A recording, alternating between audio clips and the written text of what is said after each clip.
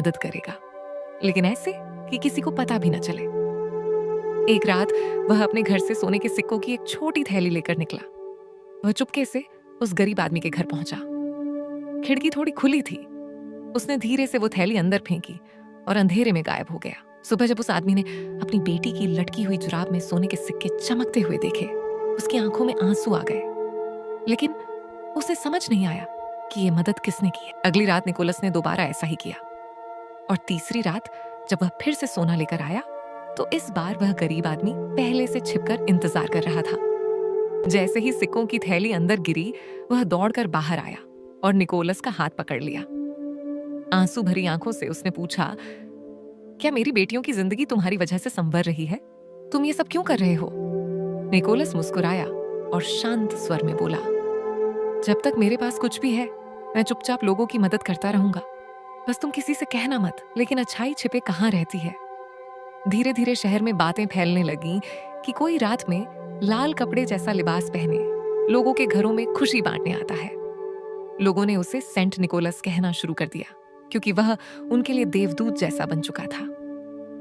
समय बीता गया और सेंट निकोलस की कहानियां दुनिया भर में फैलने लगीं। उन्होंने इतनी दया और उदारता दिखाई कि बच्चे बूढ़े सभी उनकी कहानियां सुनाने लगे। कई देशों में माता पिता अपने बच्चों से कहते कि एक दयालु व्यक्ति है जो सर्दियों में लोगों की मदद करता है और उपहार छोड़ जाता है। धीरे धीरे यहीं से सेंट निकोलस की छवि सांता बन गई, क्लॉज में बदलने लगी। यूरोप में लोग बताते थे कि वह लाल रंग का लिबास पहनता है, क्योंकि पुराने चित्रों में सेंट निकोलस को लाल बिशप रोब में दिखाया जाता था। फिर कहानी और फैल गई। लोगों ने कल्पना की कि सांता उत्तरी ध्रुव नॉर्थ पोल में रहता है, जहां उसके पास खिलौने बनाने की एक बड़ी वर्कशॉप है। क्रिसमस की रात वह उड़ने वाली स्लेज में बैठकर बच्चों तक उपहार पहुंचाता है। उसके साथ उड़ते हैं उसके खास रेनेडियर, जिनमें सबसे मशहूर है रूडोल्फ, जिसकी चमकती लाल नाक रास्ता दिखाती है। समय के साथ सांता क्लॉज की कहानी जादुई बनती गई। बच्चों ने अपनी चिमनी और जुराबों, स्टॉकिंग्स में उपहार ढूंढना शुरू किया, ठीक वैसे ही जैसे सेंट निकोलस ने कभी सोने के सिक्के किसी की जुराब में छोड़े थे।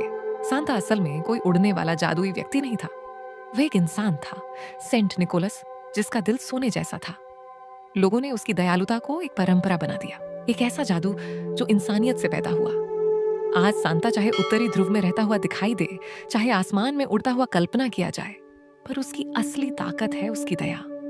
और यही वजह है कि लोग कहते हैं सांता एक इंसान नहीं, एक एहसास है, दूसरों की जिंदगी में उजाला करने का एहसास।